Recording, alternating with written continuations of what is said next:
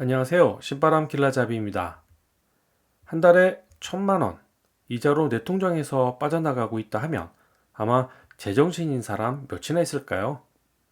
만 원도 안 되는 돈 아껴보겠다고 인터넷 최저가를 찾아다니는 것이 일상인데 하루에 30만 원도 더 되는 돈이 마이너스 이자 통장에서 빠져나가는 우리 둔촌주공 조합원들은 참 마음도 편한 것 같습니다. 둔촌주공이 올림픽 파크 포레온이라는 새 이름으로 준공되기만 하면 아마도 강동구에서 대장아파트로 군림할 것 같은데 뭐 그까짓 거 이자 비용이야 껌값이지 안 그래? 라고 할 수도 있겠지만 둔촌주공 원주민들 5층 낡은 아파트에서 수십 년을 살았었고 그 집 하나 믿고 지금껏 견디며 살아온 사람들이라 한 달에 1,000만 원씩 하는 이자 비용과 몇 억이나 오르게 될지 모를 분담금이 결코 만만하게 생각하는 사람들은 아닐 것입니다. 오늘 이유는 둔촌주공조합 집행부가 공사 중단으로 인해 발생되는 손해 월 600억 원까지 물어가면서 이렇게까지 버티는 이유가 도대체 뭘까? 라는 생각으로 시작해 보려 합니다. 첫 번째로 돈 이야기부터 해보겠습니다. 이번 공사 중단으로 인해서 조합원 개개인은 얼마의 손해가 발생할까요? 우선 사업비와 이사비에 대한 대출금이 있습니다. 연 3%대 후반 금리로 빌렸다고 하니까 연간 820억 원을 6,100명의 조합원으로 나누면 1인당 이자 비용이 월 115만 원 정도가 됩니다. 그런데 문제가 하나 더 있죠. 이자 대출금이 2억밖에 안 나옵니다. 서울 평균 전셋값이 6억 3천만 원이니까 대출받은 2억을 빼면 4억 3천만 원이 모자라게 되는데 이거 현금 가지고 있는 분 얼마나 있겠습니까? 따라서 3.5% 전세대출을 추가로 빌리면 매월 약 125만 원이 됩니다. 그런데 조합이 지금까지 공사비 1조 7천억 원을 미지급하면서 법정 다툼까지 하고 있죠.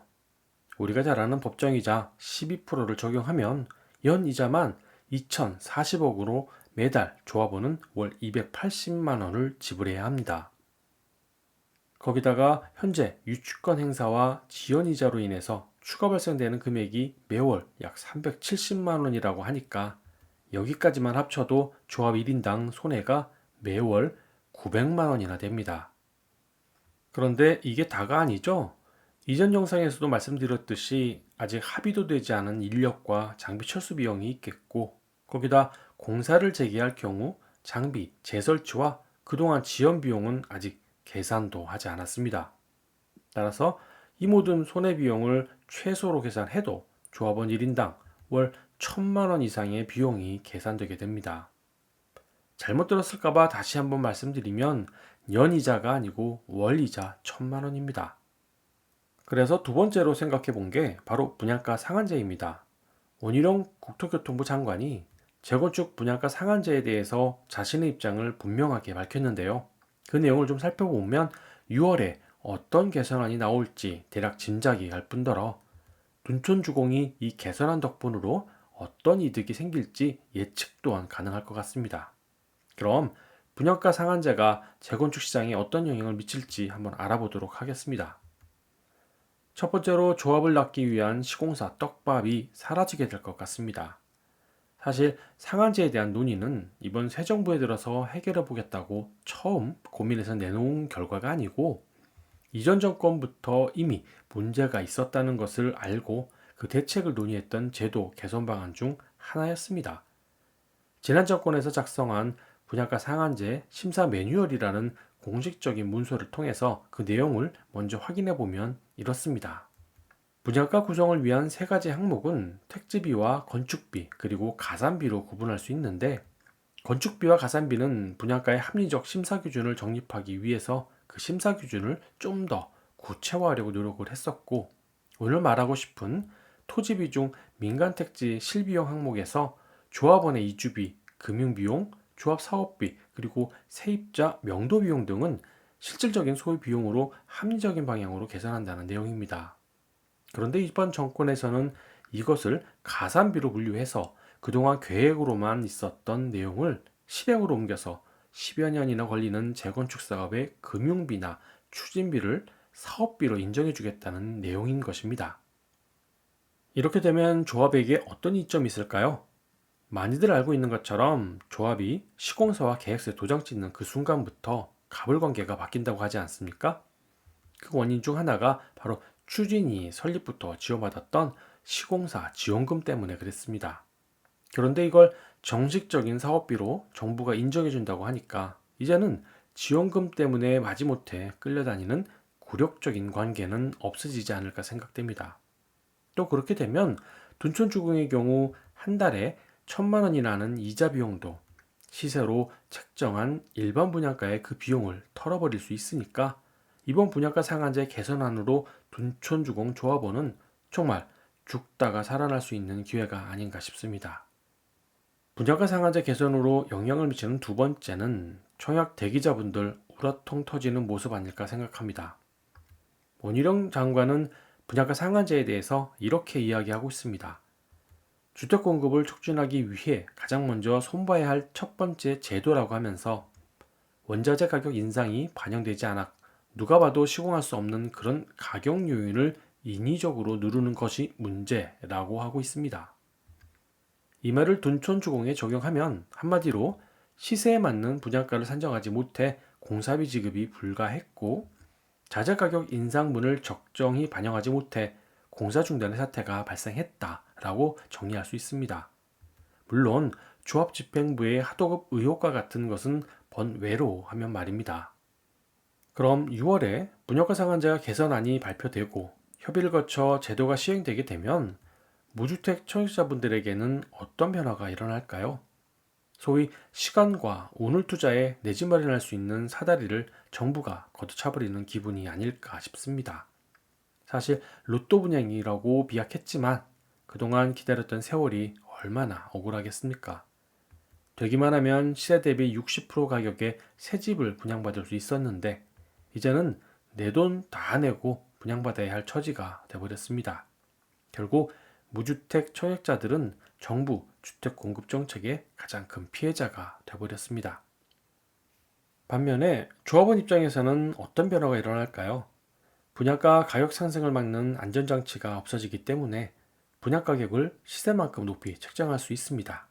따라서 조합원의 분담금은 분양가가 오른 만큼 상대적으로 적어지게 될 것이고 비싸진 일반 분양 수익금은 공정률에 따라 적기에 공사비를 지급할 수 있어서 돈 없이 공사하지 못하는 상황을 방지할 수도 있고 또 적기에 PF 대출금을 상환해서 고리대금이라 불리는 대출이자를 절약할 수 있으니 정말 조합원 입장에서는 오매불망 원희룡 장관 발표하는 소식만 기다리지 않을까 생각합니다.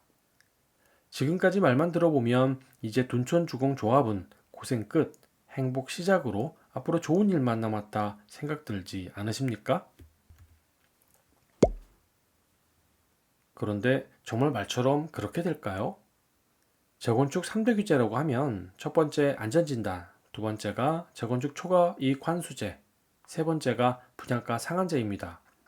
여기서 둔촌주공은 안전진단은 이미 끝난 사항이고 분양가 상한제는 이제 완화해 준다고 했으니 이제 남은 규제는 재건축 초과이익 환수제 하나 남았습니다. 재건축 초과이익 환수제는 재건축 사업으로 인해 얻은 이익이 가구당 3천만 원을 넘을 경우 최대 50%를 세금으로 환수한다는 제도를 말합니다. 그런데 기존 재건축 사업장에 부과된 환수 예정 금액을 한번 살펴보면 서울 송수동 장미아파트가 5억, 반포 주공이 4억 원, 수원 영통이 약 3억 원 정도입니다. 둔촌 주공 아파트도 지난해 가격 급등으로 많은 수혜를 입었기 때문에 이 정도 금액 이상은 나오지 않을까 싶습니다. 그나마 이번 정권에서 초과이익 환수제 역시 과하다고 판단했는지 몇 가지 완화 방안을 제시했는데요. 첫 번째가 3천만 원의 면제 기준을 1억 원으로 상향 조정하는 것과 두 번째 재건축 종전가의 평가 시점을 늦춰서 금액을 하향 조정하는 것. 세 번째는 초과이익 제외 공사비 등 비용 인정 항목을 확대하는 것입니다. 그리고 네 번째는 1주택 장기 보유자 부담금 감면해 주는 것과 마지막 다섯 번째는 부담금 납부를 연기해 주는 것입니다. 이렇게 되면 아무래도 수억 원씩 하는 조합원 분담금이 줄기는 하겠지만 이것도 실행하기 위해서는 법령을 고쳐야 하기 때문에 그러려면 다수당인 민주당의 합의가 있어야 합니다. 그리 쉽지만은 않을 것 같습니다. 새 정부 부동산 정책 방향에 대해서 손바닥 뒤집듯이 가볍다고들 이야기합니다. 그 이유야 다들 예상했던 것처럼 막상 실행하려고 했더니 규제 완화 기대감으로 일부 지역에서 가격이 급등하는 불안 조짐이 보였기 때문이죠. 아마도 이번 초과 이익 환수제는 분양가 상한제 완화처럼 그리 급하게 시행하지는 않을 것 같고 아마도 상황을 보면서 속도 조절을 하지 않을까 싶습니다. 이제 결론입니다. 둔촌조합이 현재 서울시 국토부의 합동점검이 진행 중에 있습니다. 그 감사 목적이 조합의 운영 실태 점검을 목적으로 한다고는 하지만 정부 입장에서는 둔촌주공 공사 중단 사태가 원활히 해결되기를 바라는 목적에 숨은 뜻이 있다고 생각합니다.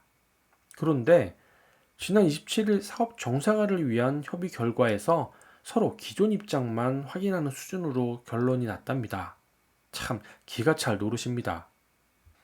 그런데 때마침 민간 전문가들 구성된 주택공급혁신위원회가 5월 29일 첫 회의를 시작하였다 합니다.